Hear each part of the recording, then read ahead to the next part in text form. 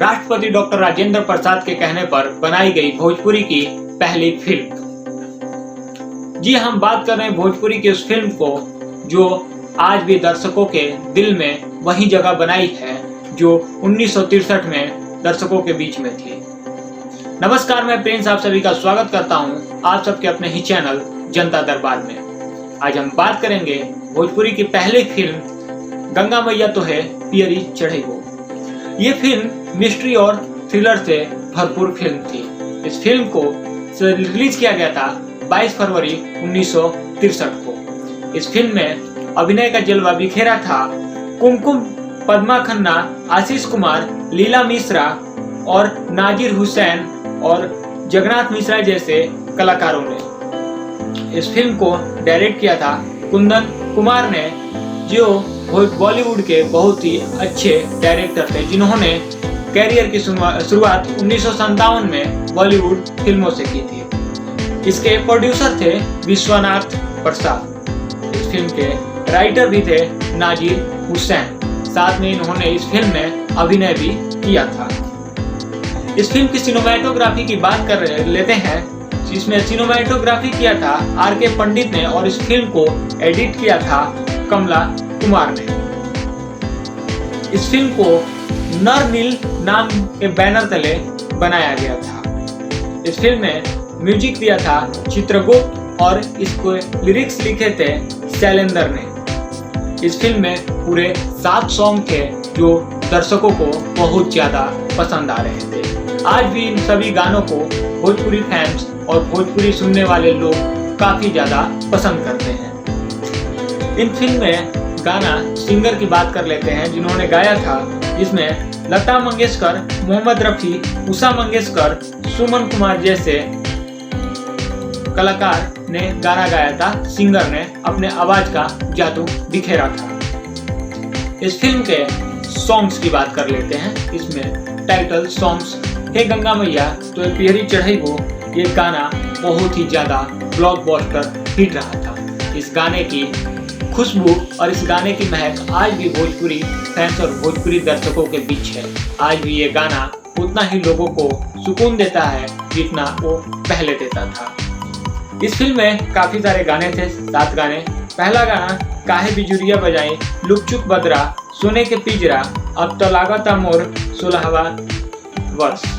इस तरीके के गाने थे जो दर्शकों को काफी ज्यादा पसंद आ रहे थे।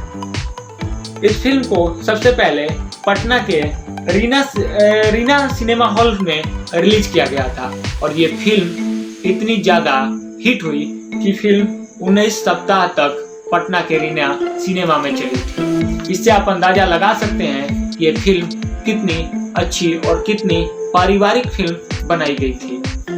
इस फिल्म को फिर 30 अगस्त को कोलकाता के हिंद सिनेमा में रिलीज किया गया। 30 अगस्त को इसको कोलकाता के हिंद सिनेमा में रिलीज किया गया और वहां पर भी इस फिल्म का उतना ही प्रशंसक थे।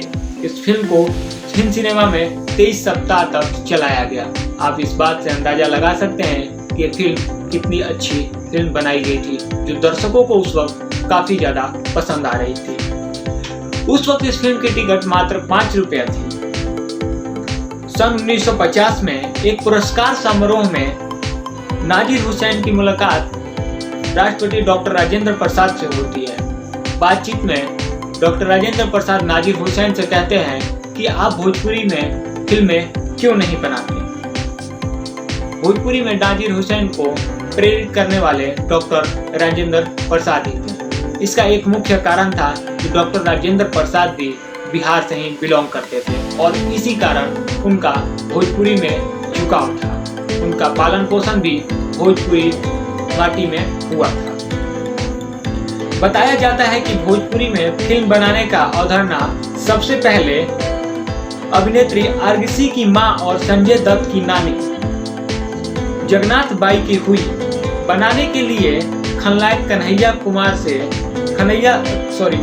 कन्हैया लाल से संपर्क किया था, जिन्होंने इस फिल्म की चर्चा अपने मित्र अभिनेता और लेखक नाजिर हुसैन से की थी। उसी वक्त नाजिर हुसैन की मुलाकात आरा के एक व्यापारी विश्वनाथ प्रसाद से होती है। और स्टूडियो में, मुंबई के एक स्टूडियो में मुलाकात होती है। विश्वनाथ प्रसाद धनबाद और शाहाबाद गिरिडीह में सिनेमा हॉल के मालिक थे।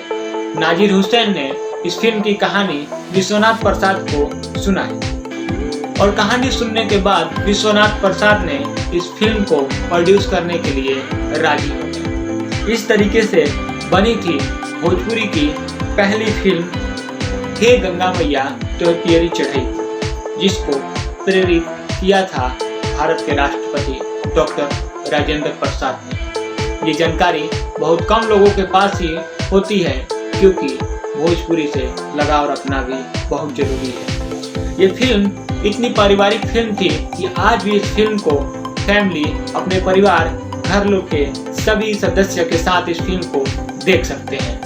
इसमें एक फैक्ट और आता था कि इस फिल्म को सामाजिक कुरीतियों जैसे सती प्रथा को भी इसमें कुछ दर्शाया गया था, जिसकी वजह से ये फिल्म और ज्यादा दर्शकों को अपने तरफ आकर्षित की। ये फिल्म भोजपुरी की पहली फिल्म थी और भोजपुरी की पहचान भी इस फिल्म से ही थी।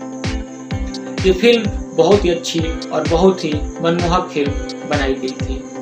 उम्मीद करता हूँ कि आने वाले दिन में भी इस तरह के भोजपुरी फिल्में बनाई जाए, ताकि भोजपुरी दर्शकों को फिर से एक बार सिनेमा हॉल की तरफ आकर्षित किया जाए। भोजपुरी के में ऐसी फिल्मों की जरूरत है जो कि शायद अब इस तरीके के फिल्म भोजपुरी में आना बंद हो गई है। मिलते हैं आपसे एक और अगले वीडियो में, एक अगले फिल्म के रिव्यू में, जो आपको फिर से जानकारी देंगे भोजपुरी के लिए मान सम्मान की बात, और साथ में जनता दरबार के साथ बने रहिए। मिलते हैं आपसे अगले वीडियो में, तब तक के लिए